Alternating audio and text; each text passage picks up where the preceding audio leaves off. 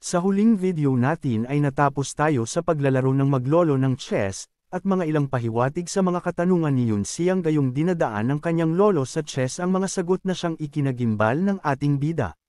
Bago natin ipagpatuloy ang paglalaro ng maglolo, ay dumaako muna tayo sa lugar din ng Yungan City Lord Mansion. Ang mansyon ni Kung Shingxan ang babaeng sinasabi na naipagkasundo kay Yun Xiang. At ang mga kaganapan naman sa lugar na ito, ay umaalingaw-ngaw ang ingay gayong ipinagpipilitan ni Kung Shingxan na hindi siya magpapakasal, at sinasabi rin ng babaeng ito na mag-aasawa ako ng street gangster. Mag-aasawa ako ng pulubi, kaysa sa mag-asawa ako ng playboy na iyon, at bukod sa pagiging playboy ay may sira din na soul veins.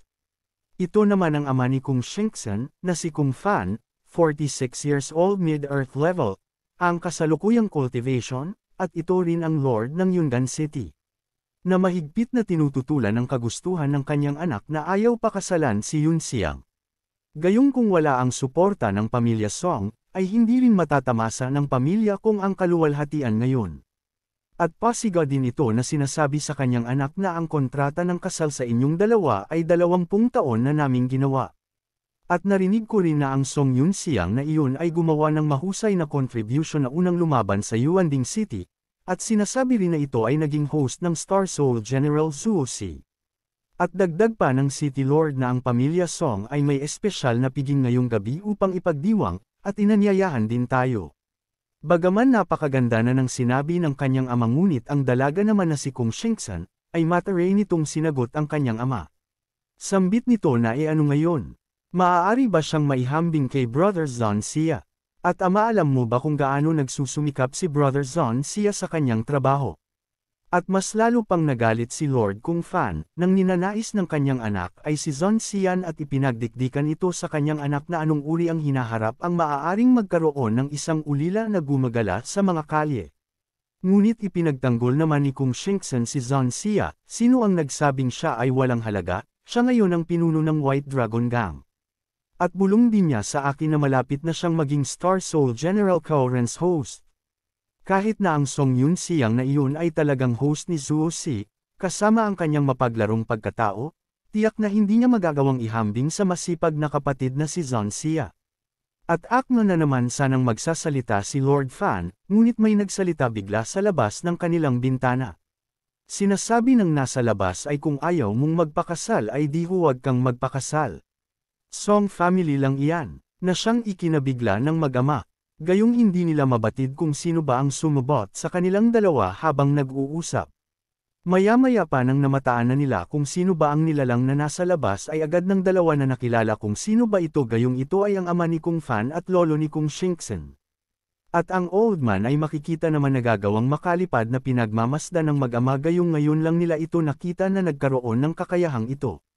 Habang nag-aalala si Ginoong Fan sa ginagawa ng kanyang ama, ngunit si Shingxan ay manghang-mangha nang makita nito ang kanyang lolo na nagagawang makalipad. Ito si Kung Xing, ang pinuno ng Kung family, na may cultivation level na early heaven stage, na ngayon lamang nakapag-breakthrough sa antas na ito.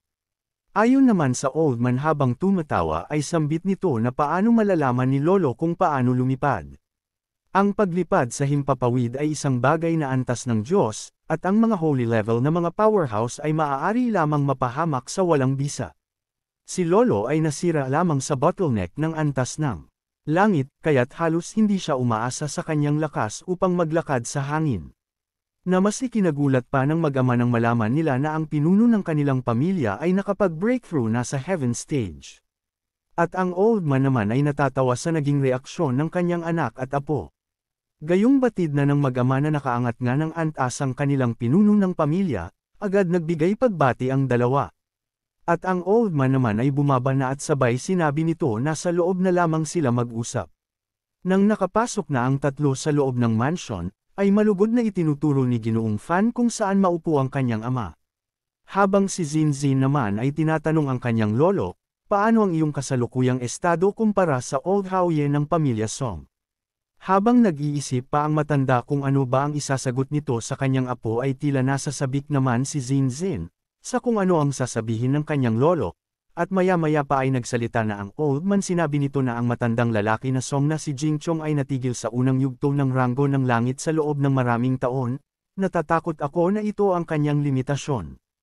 Kahit na ang matandang lalaki ay nasira lamang sa mga ranggo ng langit, mayroon pa rin siyang kumpiyansa na makipagbuno sa pamilya ng Song.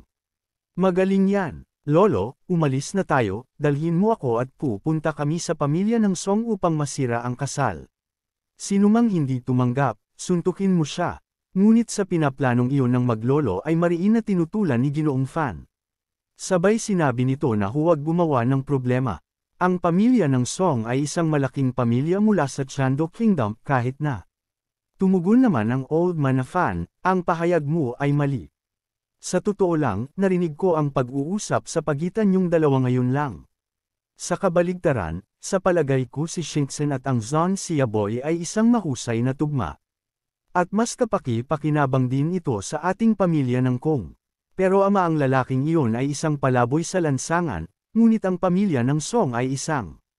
Bagaman nagsasalita pa si Ginoong Fan, pero pinatigil na siya ng kanyang ama sa kanyang pagsasalita bagkus ay sinabi ng pinuno ng pamilya kung nasa ating pamilya, ang nag-iisang apo ay si Shingsen, isang anak na babae. Kung ikakasal siya sa pamilya ng Song, mapapanatili lamang niya ang ating pamilya sa loob ng ilang dekada. Ngunit kung magkaroon ako ng isang apo ng host ni Cao Ren, tatagal ng 100 taon ng may kayamanan. Kahit na bumalik siya sa pamilya kong, makikilala tayo bilang kanyang mga ninuno. Di ba hindi imposible? Sa mga kabuktutan na sinasabi na iyon ng old man ay napaisip si Ginoong Fan gayong hindi niya naisip ang posibilidad na ayon sa mga sinasabi ng pinuno ng pamilya kong. Habang nananahimik ang City Lord ay muli na naman nagsalita si Old Zing. At ipinagyabang nito na dahil sa ako ngayon ay nakapag-breakthrough sa heavenly rank, kapantay ko na ang pamilya Song, maaari ko nang isawalang bisa ang marriage arrangement gaya ng paghahati sa isang piraso ng cake. Pero ayon sa sinabi mong, uli lang si Zon Sia, kung papayagan siyang magpakasal sa ating pamilya kong, maglalaan kami ng mga resources sa pagsasanay sa kanya. At napagtanto nga ng City Lord na iyon ay napakagandang idea. At pagkatapos ay tinanong ng pinuno ng pamilya kong. Ang apo nito, na Zinzin sigurado ka ba na ang Zon Sia na iyon ay tunay na host ng Star General Cao Ren? Na walang ano-ano ay sumagot si Zinzin na hindi magsisinungaling sa akin si Brother Zon Sia, may tiwala ako sa kanya. Gayong determinado ang dalaga ay sabay na tanong na rin ni Old Zing ang apo nito na sigurado ka na ba napakasalan siya bilang maging kabahagi ng pamilya kong. Sa tanong naman na iyon ng old man ay biglang kinilig ang babae sabay sinabi.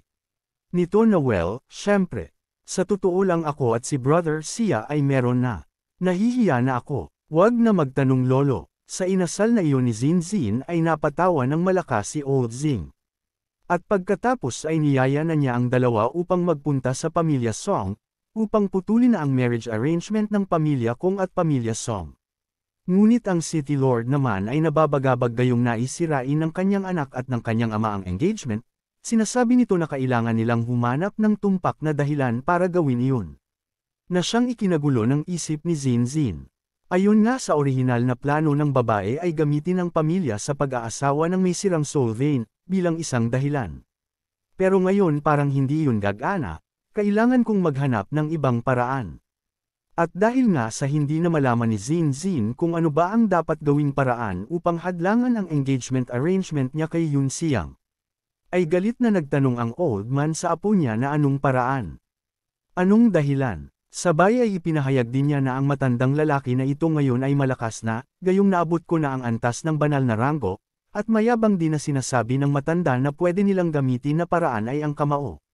Gayong tila ay gagamit ng dahas si Kung Zing para matupad lamang ang kanilang ninanais, ay ipinaalala ni Ginoong Fan sa kanyang ama, na hindi ba ang old how ng pamilya ng Song ay katulad mo sa early heavenly stage. Ngunit ang matanda naman ay hindi nagpatinag bagkus ay matapang pa nito na sinabi na kung ang matandang lalaki na si Jingchong ay talagang nang-ahas na gumawa ng isang bagay, hindi ko iniisip na sumabog, hanggang sa kanilang pamilya ng Song. At habang may kinukuha ang matanda sa loob na kanyang kasuotan, ay sinasabi rin niya na para sa mga oras na tulad nito, ang matandang taong ito ay may inihanda. Hayaan akong ipakita sa iyo ang isang bagay. Nang nailabas na ang isang bagay na nais nitong ipagmalaki sa kanyang anak, sambit nito na ang matandang lalaki ay hindi nag-atubiling gumastos ng 5 beses sa presyo upang makakuha ng isang magandang bagay mula sa auction house ng Hams Chamber of Commerce. At ipinagyabang din niya na ito ay 3-star na powerful pills. At habang ipinagyayabang ng pinuno ng pamilya kung ang table task na kanyang binili mula sa Hams. Ang kaganapan naman ay nalipat sa lugar ng Song Mansion Middle Courtyard, na kasalukuyan ay tinatanong ng ating bida kung ano ba ang ibig sabihin ng kanyang lolo tungkol sa chess player. Natatawa naman na sumagot ang old man sa kanyang apo na sinasabi niya na wala-wala, nagsisilang ako sa maling paglipat. At pagkatapos ay sinabi ng old man kay Yun Xiang na ipagpatuloy ang iyong sinasabi tungkol sa na-encounter sa Secret World. Napaisip naman ang ating bida na ang matandang ito, tila alam ang ilang lihim. At sabay ay sinagot na ni Yun Xiang ang katanungan ng old man. Lolo, ang sinasabi ko lang ay nawala ako sa isang lihim na kaharian.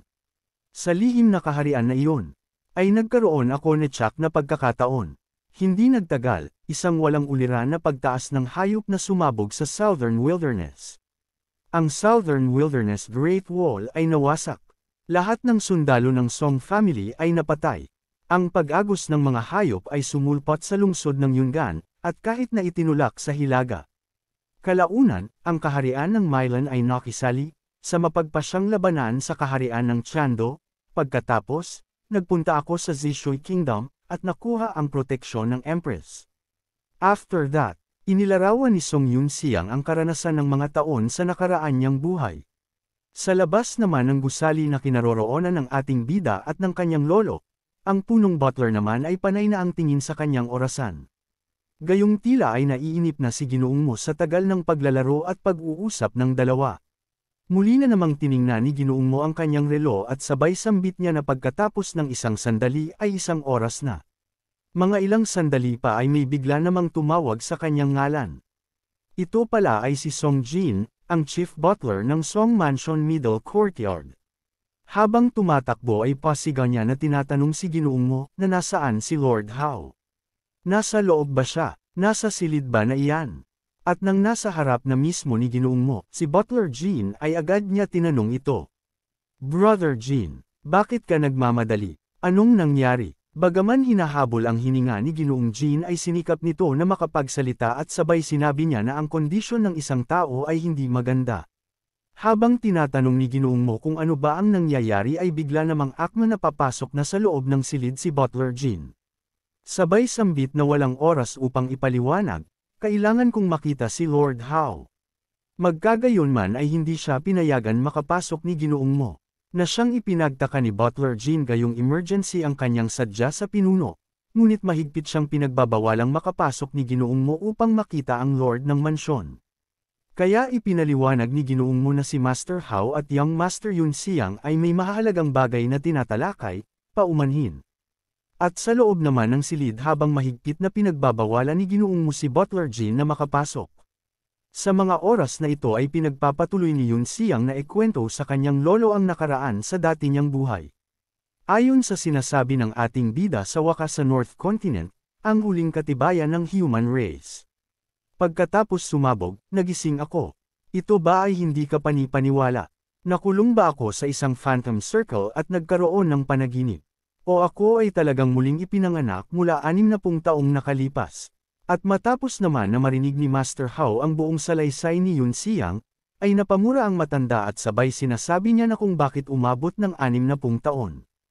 At dagdag pa ng old man na may kakaiba, hindi niya sinabi sa akin na tatagal ito. At si Yun Xiang naman ay naguluhan gayong mas kakaiba ang kanyang naririnig na sinasabi ng kanyang lolo. Kaya natanong ng ating bida sa matanda na lolo, ano ba ang ibinubulong mo sa iyong sarili? Ngunit tumugon si Master Hao na wala naman. Pero natanong ng old man si Yun Xiang, hindi ba sinabi mo ngayon na ang Star Master System na mayroon ka ngayon ay maaaring kopyahin ang Star Soul General ng ibang tao? Seryoso ka ba? Matapos naman sabihin ng matanda ay naisip naman niya, na ang manugang na babae ay nagsabi ng two-way assurance ay ang kahulugan na ito, ngunit natatakot ako na hindi rin niya inaasahan na mabubuhay ang batang ito hanggang 60 taon bago mamatay. Ayon naman sa tugon ni Yun Xiang sa tanong ng kanyang lolo na kung kaya niyang kopyahin ang Star General ng ibang tao. Ay oo grandpa, at sabay ay sinabi rin ni Yun Xiang na sa Yuanding City, hindi nila ako naintindihan bilang matandang kaibigan ni Zhuo Si, kahit na sa katunayan ay kinuha ko talaga ang Soul Jade ni Zhuo Si. Matapos naman na masabi iyon ni Yun Xiang sa kanyang lolo, sinasabi naman ng ating bida sa kanyang isip na sa oras na ito, ang tanging taong talagang pinagkakatiwalaan ko, ay tanging ang aking lolo. E binili naman ni Lord Hao sa kay Yun Xiang, na ang Star Master System ay may kahalagahan, hindi mo dapat ibunyag ito sa sinuman. Ayon naman sa tugon ng ating bida sa kanyang lolo na opo grandpa alam ko na ang bagay na yan. At nagsalita muli si Master Hao na ang pagdidisguise ng Zhuo Si ay napakaganda. Ipagpatuloy mo lamang upang masakop ang iyong pagkakakilanlan bilang host ng Star Soul General Zhuo Si.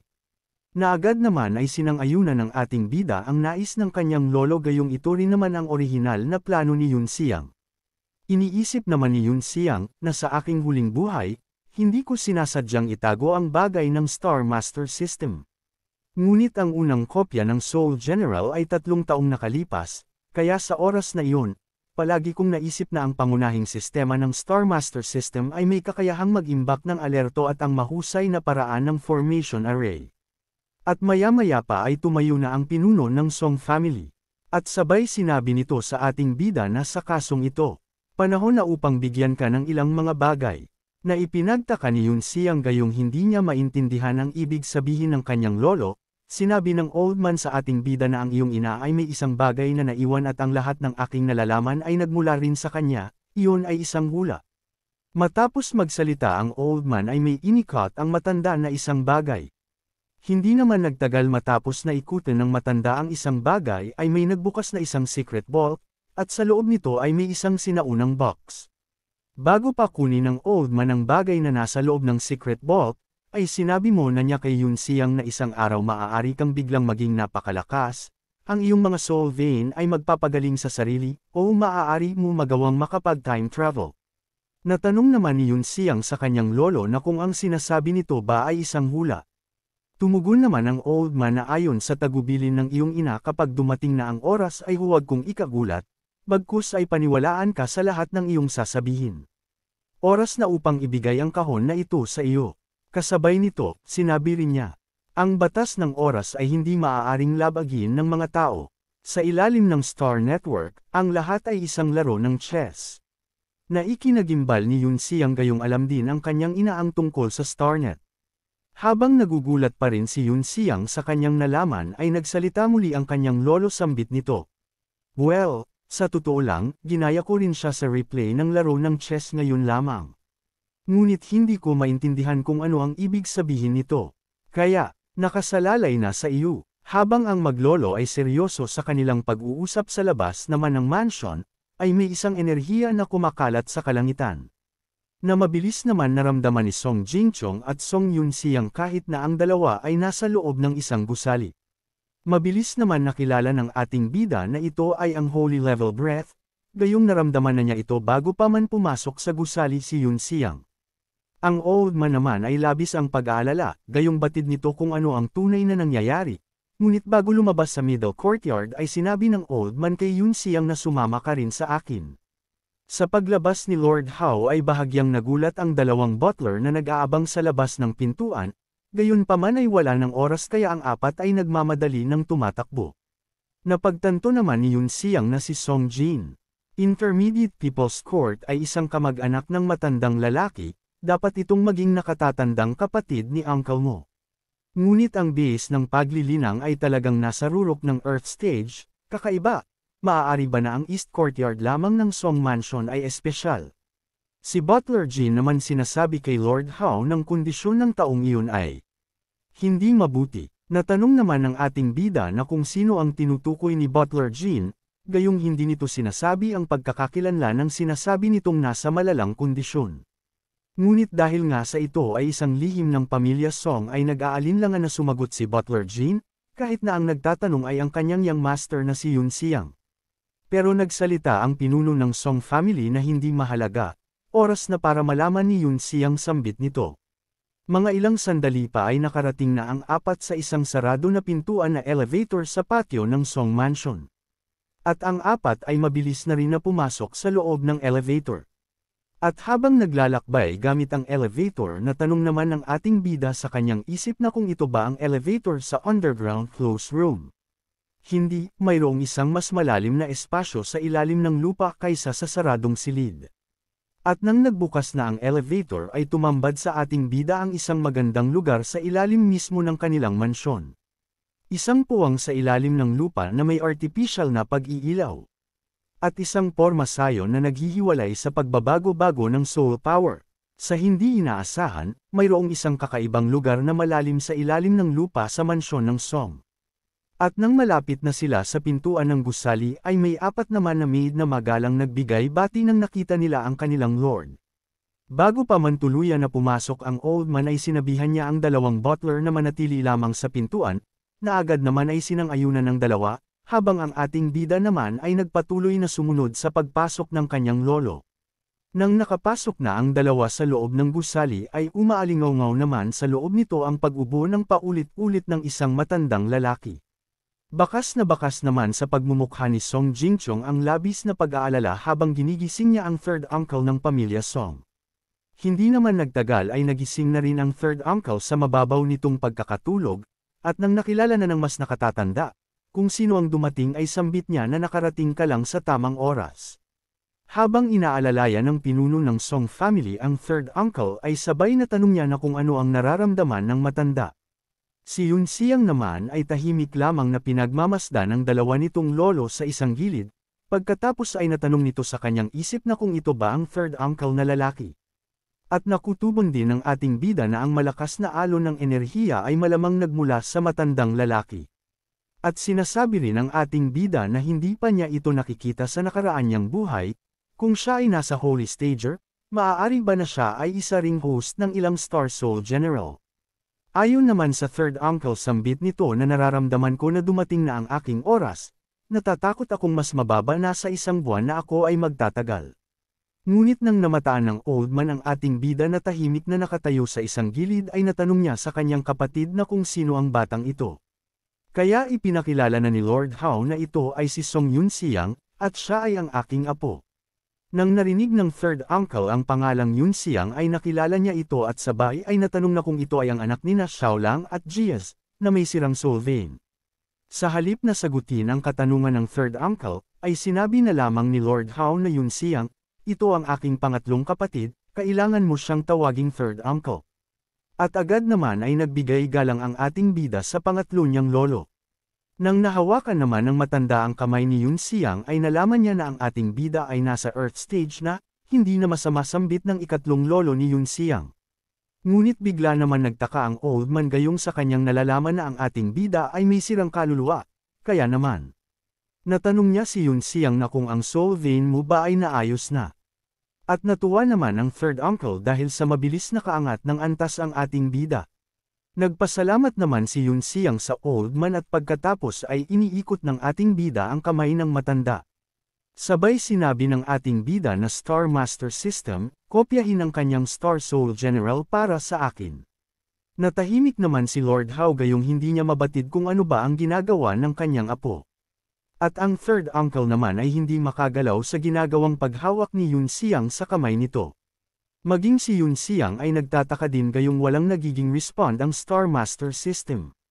Matapos naman ito ang third uncle naman ay biglang nanginginig ang buong katawan na mababakas sa pagmumukha ng matanda na ito ay labis ng nahihirapan. At si Lord Hao naman ay mas nag-alala pa gayong batid nito na nahihirapan na ang kanyang nakatatandang kapatid, nang hindi na kinaya ng third uncle na panghawakan ang nagwawalang enerhiya na nasa kanyang katawan, kasabay ng pag-ubo nito ay sumambulat na nga ang napakalakas na enerhiya.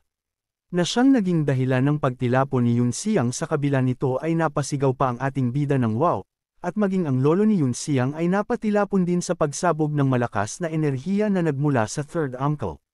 Si Lord Hao naman ay agad bumuo ng isang formation upang harangan ang nagwawalang enerhiya. At mabilis niyang tinawag ang kanyang apo sabay tinanong na rin kung ayos lang ba ang ating bida. Bagaman hindi batid ni Yun Siyang na mapapatilapon siya ng di oras ay nagawa pa rin naman ng ating bida ang isang elegant landing. Nang nakita ng old man na hindi naapektuhan si Yun Xiang sa holy stage fluctuation ay nakahinga na ng maluwag ang old man gayong nagawang kayanin ng ating bida ang napakalakas na pagsabog na iyon. Nasabi naman ni Yun Xiang habang pinagmamasdan ang third uncle niya na sapat na, ito ay kapareho ng alon na naramdaman ko noong una akong dumating sa middle courtyard. Maaari ba na ang great-grandpa na ito ay ang nakatagong banal na stager ng aming pamilya Song? Mga ilang sandali pa bagaman sunod-sunod pa rin ang pag-ubo ng third uncle ay dahan-dahan na namang nawawala ang alon ng enerhiya, kaya nilapitan na ni Lord Hao ang great-grandpa upang alamin ang kalagayan nito. Tumugon naman ang third uncle okay lang ako, sabay ay humingi ito ng paumanhin gayong hindi niya nagawang kontrolin ang pagsabog ng enerhiyang iyon. At ang haba ng aking buhay ay malapit ng maubos, ang katawan na ito ay tulad ng isang basag na bola, at ang Holy Soul Power ay tumutulo ng hindi mapigilan. Nagtaka naman ang third uncle nang nakita niya si Yun Xiang gayong ganap itong hindi nasaktan sa fluctuation ng Holy Stage. At tumawa ang third uncle at pagkatapos ay sinabi niya na mabuti. Ang anak ng dalawang tao na iyon.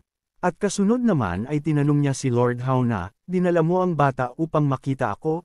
Mayroon ka bang mga plano na mag-focus sa paglilinang ng batang ito? At tumugon naman ang pinuno ng pamilya Song na tama iyon, si Yun Xiang ay nagkaroon ng isang pakikipagsapalaran, hindi lamang ang kanyang mga soul vein ay naibalik, ngunit ang kanyang lakas ay napabuti din. Bukod dito, sinabi niya na nagkaroon siya ng pagkakataon na makakuha ng lihim na kaharian, at nakita ang trahedya na hinaharap kapag ang Southern Wilderness Beast Horde ay sumulpot sa lungsod ng Yungan higit sa isang buwan na darating. Nasambit naman ng third uncle ang secret realms ng ancient civilization, na animoy may nalalaman ng old man ukol dito. At kasunod ay natanong niya na Boy Yun Xiang, ano ang nakita mo sa hinaharap? Nakaligtas ba ang ating pamilya ng Song? At walang pag-aatubili na sumagot si Yun Xiang sa katanungan ng kanyang ikatlong lolo na, ang lahat ay namatay, na siyang ikinagimbal ng dalawang lolo ni Yun Xiang dahil sa sinabi na iyon ng ating bida na walang makakaligtas sa hinaharap sinuman. Nagsalita naman si Lord Hao na third uncle, kahit na ano ang nakita niya sa secret realm ay ang totoong hinaharap, o isang pantasya na bubble array ng phantom, ngunit kung sa maniwala man tayo o sa hindi, sa palagay ko pa rin kailangan natin maghanda ng mas maaga sa oras. Ngayon, oras na upang ibunyag ang itinatago nating lihim. Alam ko, sasabihin ko ito mismo, sambit ng third uncle. At Boy Yun Xiang makinig ka sa aking sasabihin, na seryoso naman na sinagot ng ating bida na okay. Ako si Song Bingchuan, ay dating isa sa 8 general ng Tiando. Ako ang host ng Star Soul General Cao Ren. Status, Holy Stage, Holy Stager ng Song Family, 8th generation of the Star Soul General Cao Ren. Sa pag-amin naman ng third uncle na siya ang host ni Star Soul General Cao Ren ay hindi napigilan ng ating bida, na mapalakas ang boses gayong sa kanyang nalalaman ay ibang tao ang siyang host nito. Kaya agad na tanong ni Yun Xiang sa third uncle na kung paano ito nangyari, at sabay inisip na hindi ba ito katulad ng dati kong karanasan. At hinawakan ko ang layunin ngayon lang, ang Star Master System ay hindi tumugon. Ayon naman sa Lord ng Mansion na si Song Jingchong, natanong nito ang ating bida na, sa susunod na isang buwan na nabanggit mo, hindi mo ba nakita ang third uncle sa oras na iyon?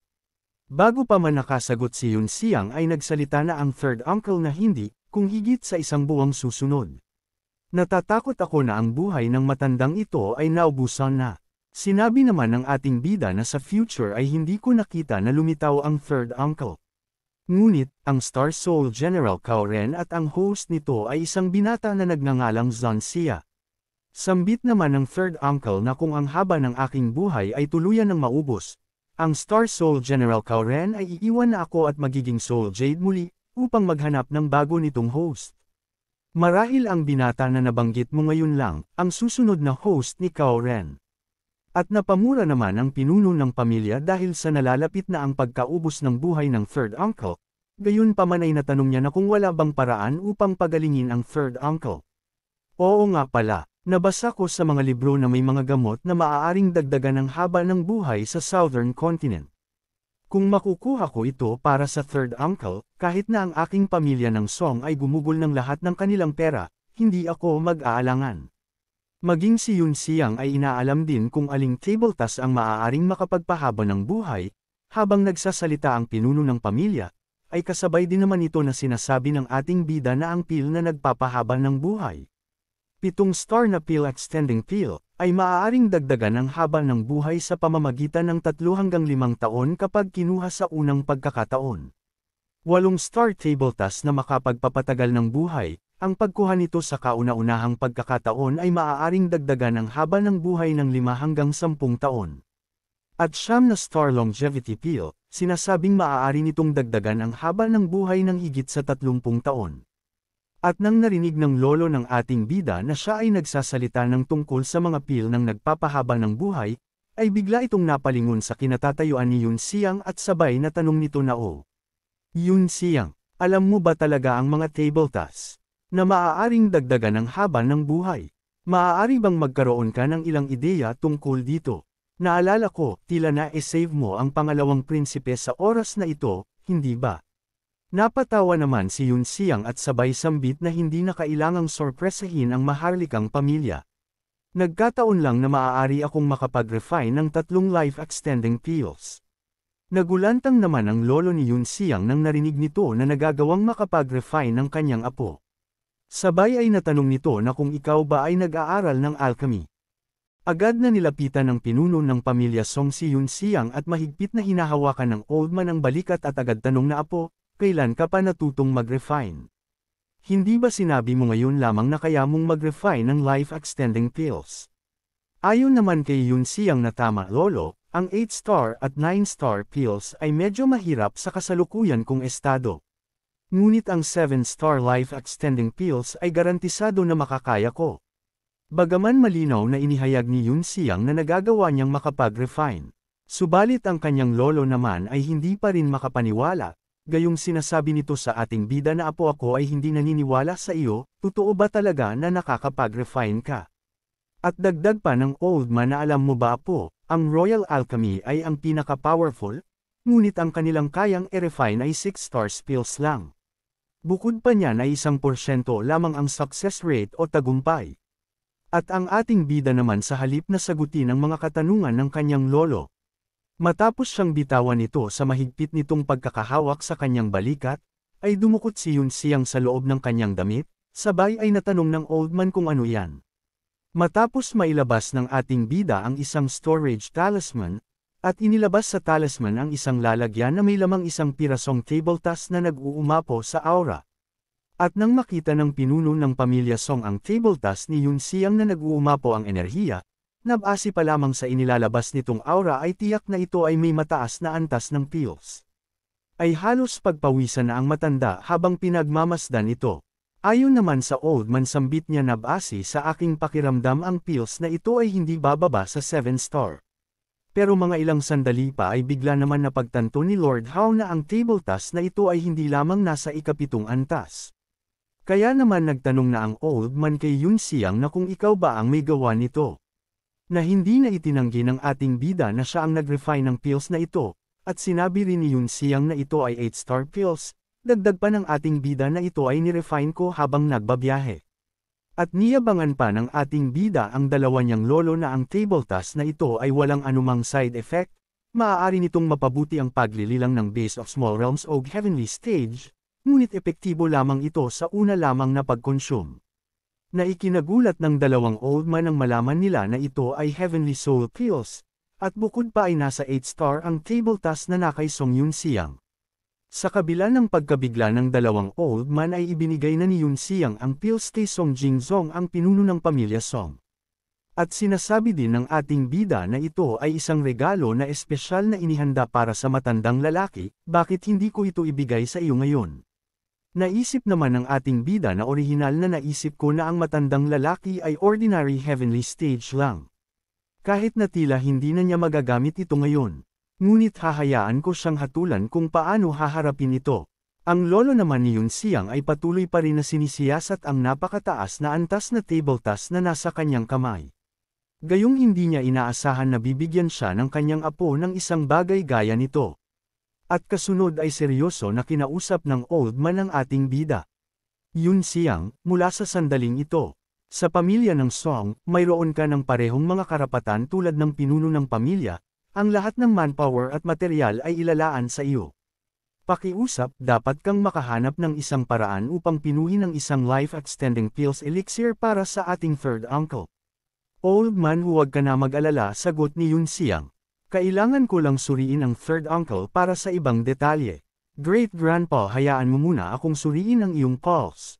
Nang malapit nang mahawakan ni Yun Xiang ang kanang braso ng third uncle ay bigla naman itong itinago ang kanyang kamay na siyang ipinagtaka ng ating bida. Gayong nagtaka si Yun Xiang kaya agad nagbigay paliwanag ang Great Grandpa kay Yun Xiang na ang isang ito, ang nasa kanan, ay isang bionic prosthesis. Electromechanical device na nakakabit sa katawan ng tao at ginagaya ang functionality ng natural na braso. At natanong rin ng ating bida na kung bakit ang third uncle ay nagkaroon ng ganitong pinsala. Ayon sa Great Grandpa, sa aking huling pakikipaglaban, nawalan ako ng kanang kalahati ng aking katawan, halos namatay, dahil dito nakuha ang kamatayan at patuloy na itinatago ng Song family sa ilalim ng lupa. At napatawa ang matanda sabay sambit na hindi ba parang totoo, gayong hindi napansin ng ating bida na ang kanang braso ng Great Grandpa ay bionic prosthetic lamang. Ngayong nalaman na ng ating bida ang katotohanan kaya pala hindi nag-respond ang Star Master System. Nang subukan niyang mag-scan kung ang third uncle ay nagtataglay din ng Star Soul General. At ang Great Grandpa na mismo ang nag-abot ng kanyang kamay upang tingnan ng ating bida na agad ay sinang-ayunan ni Yun Xiang gayong sabik na itong makanakaw muli ng isang malakas na Star Soul General. Naisip naman ni Yun Xiang na hindi. Ang prosthetic na ito ay hindi dapat maging isang produkto ng panahong ito, marahil ito ay isang sinaunang teknolohiya ng sibilisasyon mula sa ilang mga lugar ng ruins. At nung nahawakan na ang kaliwang kamay ng third uncle ay agad lumabas ang notification mula sa Star Master System. Ayon sa system, nakita ng system na nakipag-ugnay ang host sa data holder ng Star Soul General. At patuloy lamang sa pagpapanggap ang ating bida gayong kailangan niya ng oras upang makakopya ng Star General. At sa mga ilang sandali pa ay natapos na ang Star Master System sa pagloading. Di rin nagtagal ay inumpisahan na ng Star Master System na kopyahin ang Star Soul General Cao Ren. Kaya naman sa loob-loob ni Yun Xiang ay tuwang-tuwa gayong napakaganda ng pangyayari na ito. Sa hindi naman inaasahan mga ilang sandali pa ay bigla ang nag-ulat ang system na ang pagkopya ay tinapos na, at sabay ay nagbigay ng warning ang system na may naganap na mga error. Nakaka-detect ng mga errors ang system sa 7% ng data ng Star Soul General Cao Ren, correcting ng maling data. At di na kontrol ng ating bida ang kanyang bibig sa pagkabigla, gayong nabigo na naman na makapag-duplicate ng Star General. Maging ang dalawang lolo ni Yun Xiang ay nabigla din sa biglang pagsasalita ng ating bida tungkol sa mga error. Ayon kay Yun Xiang na wala naman po. Sa palagay ko dapat ito ay dahil sa kakulangan ng physical body ng third Great Grandpa, na nakakaapekto sa pangalawang Star Soul at Soul Vein sa kanyang katawan. At natanong ni Yun Xiang ang third uncle na, ang iyong base sa paglilinang ay hindi kailanman napabuti mula noong magkaroon ka ng malubhang pinsala. Na hindi na rin itinanggi ng old man, sinabi niya na oo, malayo sa hindi mapagbuti, sinubukan ko ang aking makakaya sa mga taon na ito. At malungkot din na sinasabi ng third uncle na ang pagkuha ng maraming elixir ay sinusubukan lamang na mapanatili ang realms hanggat maaari. Nakikita ko, sagot ng ating bida at lolo, third uncle, hahanap muna ako ng mga materyales para sa pag-refine. At dagdag pa ni Yun Xiang na pagkatapos ay dahan-daang mag-isip ng isang paraan upang i-regenerate muli ang iyong nawala na kanang kalahati ng iyong katawan. Nagulat naman ang third uncle nang marinig ang sinasabi ng ating bida na kaya niyang muling patubuin o ibalik ang nawalang kanang braso niya. At sinagot ni Yun Xiang na oo, ngunit iyon ay isa palang kwento. Ngayon ang oras ay mahalaga, aalis muna ako upang mahanap ang material ng mga tabletas na life-extending pills, pag-usapan na lang natin mamaya. At sabay ay may dinukot si Yun Xiang sa loob ng kanyang damit. Nang nailabas na ng ating bida ang kinuha niya ay sabay sinabi sa third uncle na ito ang 5-star pill, Feng Chun pill. Ito ay isang na-upgrade na bersyon ng rejuvenation pill, kahit na hindi ito maaaring dagdagan ng haba ng buhay, mayroon itong isang malakas na epekto sa pagpapagaling at maaaring mapawi ang iyong pisikal na sakit. Taos-puso naman ang pasalamat ng Great Grandpa sa table task na ibinigay ng ating bida. At pagkatapos ay nagpaalam na rin si Yun Xiang na aalis muna sa ngayon. Ngunit bago pa makaalis ang ating bida ay sinabi muna sa kanya ng pinuno ng pamilya Song na, Yun Xiang, mabilis na pumunta. Sasabihin ko kay Song Jin, Song mo at ang iba pa na ang lahat ng mga mapagkukunan ng pamilya ng Song ay nasa iyong mga kamay. Well, okay, pagkatapos ay iiwan ko muna kayo tugon ng ating bida sa kanyang lolo. At sa labas ng silid ay makikita pa rin ang dalawang butler ng pamilya na matiyagang nag-aantay sa paglabas ng kanilang amo. Mga ilang sandali pa ay lumabas na rin sa gusali si Yun Xiang. At agad ay tinanong ni butler mo na Master Yun Xiang, babalik ka ba sa East Courtyard? Ngunit sinabihan ni Yun Xiang si uncle mo na manatili ka na lang muna rito, hindi mo na kailangan pang ihatid ako, at nais kong magtungo roon ng mag-isa. Kaya ang ating bida ay nagpatuloy na maglakad mag-isa palabas ng underground mansion. Upang bumalik sa kanyang silid. At habang nasa loob ng elevator ay naisip ni Yun Xiang na tanungin ang system na Star Master System, ano ang nangyari sa pagkakamali sa data ng Star Soul General Cao Ren na nabanggit. At mabilis ay ipinakita ng Star Master System ang posibilidad ng errors. Ang mga kadahilanan na sanhi ng Star Soul sa corrupted data, ang calculation ng reconstruction scheme ng pagbabagong tatag ay nakumpleto, at ang pagguhit ng nawawalang bahagi ng data ay nagsimula na. Time remaining, 1,452,980 segundo. At base naman sa iginuhit ng Star Master System na mga error ay makikita nga na halos 75% ang error ng Star Soul General Cao Ren. At kasunod naman ay ipinakita ang East Courtyard Song Mansion. East Main Building Song Yun Xiang House. Nakasalukuyan ay nagkukumahog ang mga maid saka dahil anan na sa ilang sandali ay darating na sa lugar na ito ang ating bida kaya ang lahat ng katulong ay aligagang-aligaga na upang linisin ang kwarto ng ating bida. Sinasabi pa nga ng isang maid na babalik sa lalong madaling panahon si Young Master Yun Xiang, magmadali at maglinis ng mabilis. Sa susunod nating video ay alamin natin kung paano pakikisamahan ni Yun Xiang ang mga katulong ng mansyon gayong sinasabi ng ilan ng ating bida raw ay nangbubuli ng mga maid. At anong bagay ang naka-install sa katulong na ito? At ang dalagang si Zaiso na ipinagmamalaki sa ating bida na si raw ay malaki na. At alamin natin ang laman ng sinaunang box na ibinigay sa kanya na kanyang lolo mula sa kanyang ina. At ano ang nangyari sa ating bida gayong bumalik ito sa pagtanda kaya naman hindi nakilala ng kanyang katulong.